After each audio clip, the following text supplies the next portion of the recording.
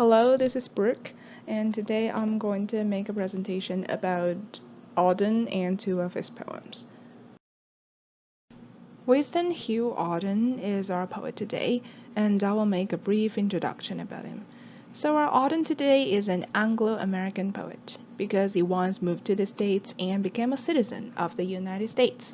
He was born in York and he moved to the United States in 1939, the year of the outbreak of the World War II. He also became really famous after writing several poetries around the 1930s. It is said that one of the reasons why he moved to the States was to escape from the fame. He is also a gay, to be frank. He had several male partners, and most of them were also poets. So, gay issues, or to be more political correct, homosexual issues, can be seen in his works, like the second one we're going to see today. Okay, so here we go. Unknown citizen. This is a parody of analogy, which is the words written on a tome, usually is given by family or friends. The aim of the elegy is to commemorate the death, trying to say something impressive or significant when he was alive. However, in this poem, the message seemed to be from the government, the authorities, or the states. So here's the question. This is an unknown citizen, not some important officers in the government. So why did the states know so well about him? Well enough to provide analogy. Does that mean he was watched or controlled before his death? And this is also a poem that questions the relationship between the citizen, or say the individual, and the group. So here we go.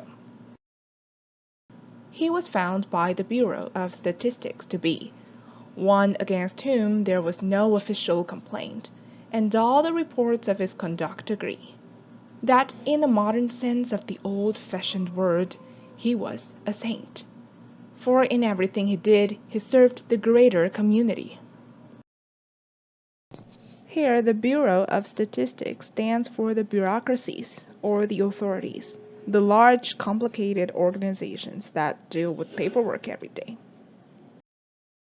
And then there was no official complaint as a so-called backhanded compliment. It means not using a positive sentence to praise one another. For example, if I get a haircut today and I say, "How do I look?" and you say, "Well, it's not hideous," instead of, "Wow, it looks good." This is a backhanded compliment. And without official complaints suggests that this one here, the death here, the main character of this poem here, is, living his life, obeying the rules, no one special, to be frank. Furthermore, we can see from the description saint with a modern standard and have the idea that it means this person here works for the higher community. What does it mean? Speaking of saints, what will come to our mind is Mother Teresa or someone like that, Martin Luther King, something, something. Those who take care of the poor, of the underprivileged, are the saints, right? But here, with the modern standard, those who work hard for their bosses, for the countries, or being patriotic, simply, to put it in another way, are the saints. So, who is this one here? I'll say he's just an average Joe. Nothing special, nothing prominent, but living an appropriate life, obeying all of the rules, being the model of the nation, the model of a citizen. Except for the war till the day he retired, he worked in a factory and never got fired, but satisfied his employers, Fudge Motors Inc., yet it wasn't a scab or odd in his views. For his union reports that he paid his dues, our report of his union shows it was sound. Here, the never got fired is another backhanded compliment. What is a scab? A scab is someone who will take place of other workers who go on strikes. So do the bosses like the scabs? Probably, but not like since they just need labor. However, do the colleagues like the scab? Usually no, since he's a newbie and he definitely does not know well about the team. So scabs are not popular among the workers around. So, not being a scab, he, our character here, may be a bit more popular. Or he will just be normal because no one will remember him. In his dues, suggest his normalcy again. He's just fulfilling his duties. No late submissions, no irresponsible deeds. Here it may be that Autumn playing with the words. Sounds like Ford, one of the biggest car manufacturers in Detroit at the time. And our social psychology workers found that he was popular with his mates and liked a drink. The press are convinced that he bought a paper every day and that his reactions to the advertisements were normal in every way. Having a drink, not drinks, suggests that this average Joe is not an alcoholic. He took everything in moderation, not caused troubles to others. What a model, you say. And his consumption log is pretty beautiful as well. He shops every day, which stimulates the economy, but he never does anything that is too outrageous. Policies taken out in his name prove that he was fully insured, and his health card shows that he was once in hospital but left it cured. Both producers, research, and high grade living declare he was fully sensible to the advantages of the installment plan. Saying fully insured means that he really takes good care of himself. He's not a risk taker. Also, he's seldom sick. It means that he is not a burden to the country. The producers' research and high grade living organizations intended to help consumers know what stuff to buy. And the installment plan is that we call 分期付款 nowadays. You buy something nice, but you pay a bit in a period of time. Our love of buying things and paying for them over the time is one of the reasons Americans have the larger debt per household than almost any other country. And had everything necessary to the modern man: a gramophone, a radio, a car, and a Frigidaire. Our researchers into public opinion are content that he held the proper opinions for the time of the year. When there was peace, he was for peace. When there was war, he went. He was married and added 5 children to the population, which our eugenist said was the right number for a parent of his generation. Concept from the famous song of the Rolling Stones: you can't always get what you want. You can't always get what you want, but you get what you need.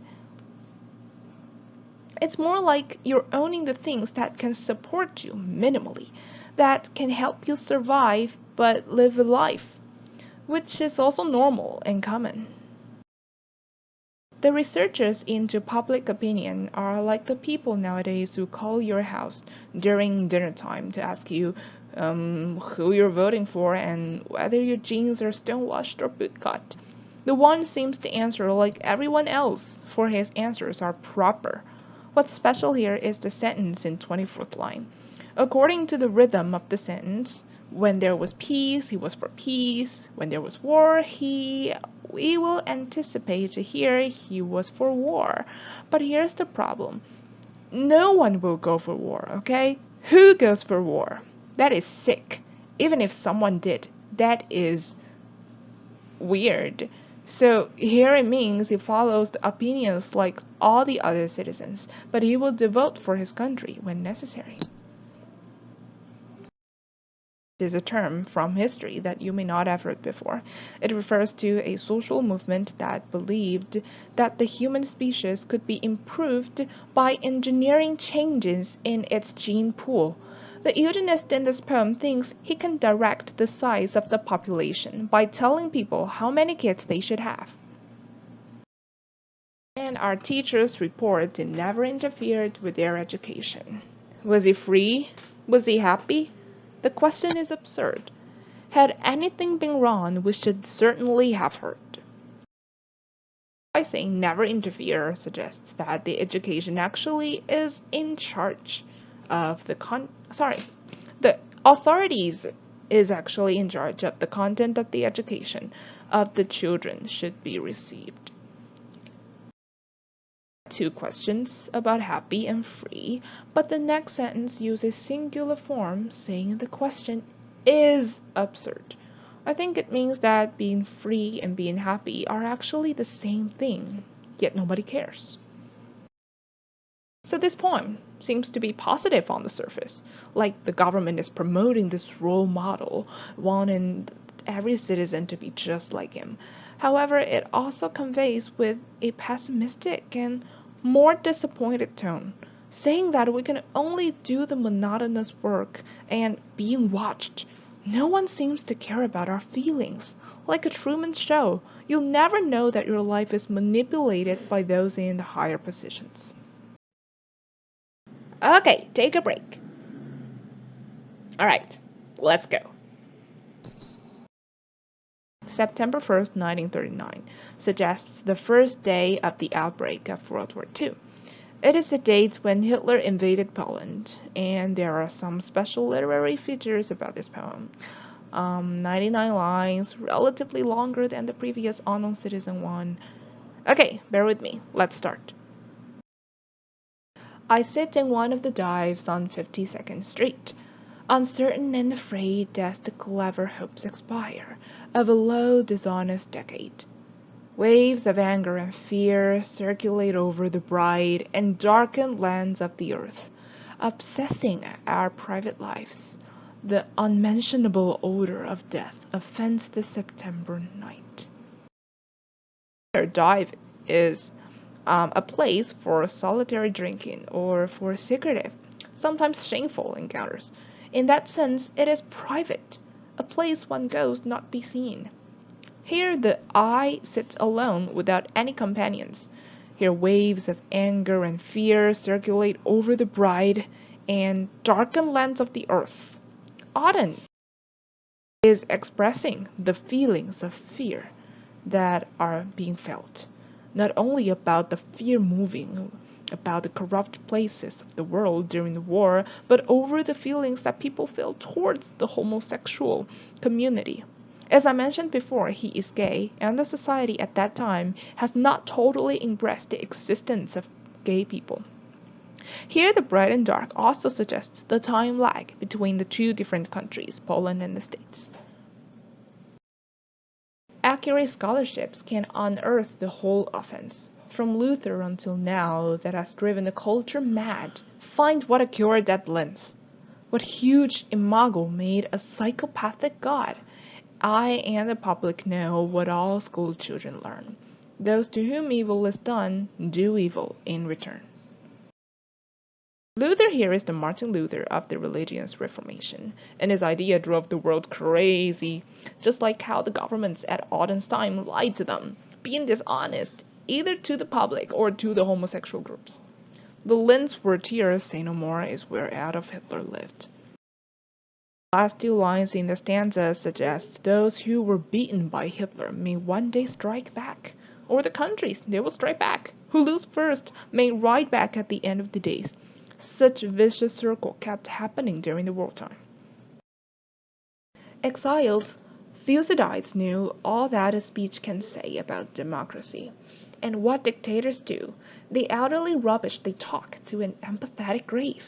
Analyzed all in this book, the enlightenment driven away, the habit-forming plan, mismanagement and grief, we must suffer them all again. Was unjustly exiled from the democratic Athens for a military failure, at which he wrote his great history of the Peloponnesian War that contains Paracelsus' pain to democracy. Thucydides probably presents Paracelsus' speech ironically. He implies that it is propaganda. In fact, self-interest explains all politics. The apathetic grave symbolized the public's inner heart. They might seem to be indifferent to what the dictators did to them, but as a matter of fact, it does not mean that they really don't care, but their hearts are dead. It's the book I just mentioned, written by Thucydides. Into this neutral air, where blind skyscrapers use their full height to proclaim, The strength of collective man, each language pours its vain, competitive excuse. But who can live for long in an euphoric dream? Out of the mirror they stare, im- imperialism's face, and the international wrong. Here Autumn brought us back to the States, to this big city, New York, which stands for imperialism, 帝国主义, and it is like the mirror for the ideologies in Europe. Faces along the bar cling to their average day. The lights must never go out. The music must always play. All the conventions conspire to make this fort assume the furniture of home, lest we should see where we are, lost in a haunted wood, children afraid of the night, who have never been happy or good. Or the dive in the first stanza. Again, here Auden experienced the normal and boring common average day. The music in the bar will go on, the lights will not go out. But what happened to the outside world? Conventions, he said. He does this not to just comment on the people, who are controlled by a deceiving government, but to show how people in government institutions are typically unwavering in their opinions. In this particular case, Auden is suggesting that people are far too conservative in their opinions and should step away from conservative thinking and embrace changing times and new ideas. These countries, the people who are suppressed by the authorities during the times, for example, homosexuals, were like lost kids running in the woods. Nobody cares if they're safe, if they're happy, or if they're free. The windiest militant trash, important persons shout, is not so crude as our wish.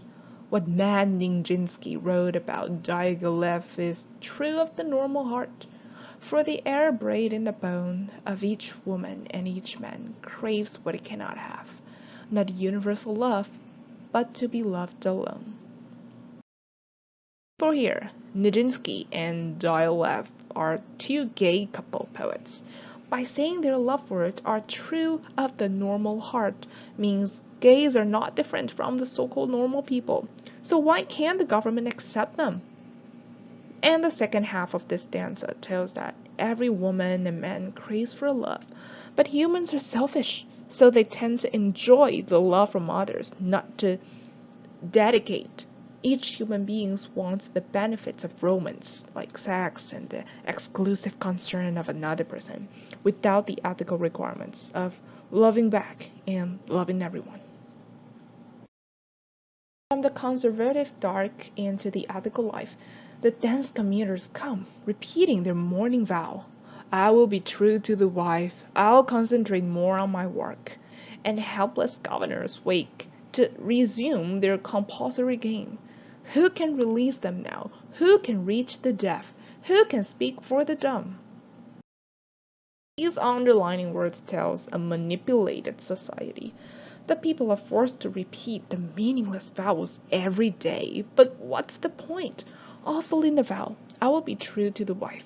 Why the wife? What about gays? What about husbands?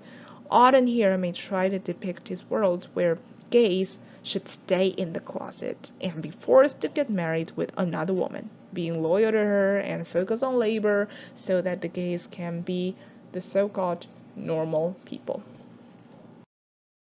All I have is a voice to undo the unfolded lie, the romantic lie in the brain of the sensual man in the street, and the lie of authority whose buildings grope the sky. There is no such thing as the state, and no one exists alone. Hunger allows no choice to the citizen or the police. We must love one another or die. Here the voice stands for the poems, the words written by Auden, and in his voices, in his words. The society is full of bullshits, lies, lies, lies, lies everywhere. The romantic lie could be the idea that some homosexuals have been brainwashed to act heterosexually and adopt the idea that and adopt a heterosexual lifestyle. Auden is using this poem as a platform to speak out against the mistreatment of homosexuals. But actually, it's also false that Auden had nothing but a voice. He had a vote, money, and the ability to carry a gun. Come on, you're an American. In any case, it's perilous to insert into a modern lyric poem such bold and declarative propositions as "there is no such thing as the state" or "we must love one another or die." The poet then concludes that all the citizens, and also the citizens and the manning power, should love one another as equals, or else they shall live and die in the misery of selfish love. Finally, moving to the last stanza. Defenseless under the night, our world in stupor lies, yet dotted everywhere, ironic points of light flash out wherever the dust exchange their messages. May I, composed like them, of arrows and of dust, beleaguered by the same negation and despair, show an affirming flame. Those two are with the same negation and despair might be the case. Today the people of the world have no armor of faith against the attack of the devil. He, therefore, prays to God that he may also fill his poetry with spiritual light like them. He prays that the elements of his spiritual light may be a positive flame on faith in God and his ways, and also the selfless universal love called agape. The poet implies that he intends to compose poetry of religious themes. It will be filled with spiritual light, whose elements are faith and selfless, Christian, brotherly, universal love. This is the end of my presentation. Thank you.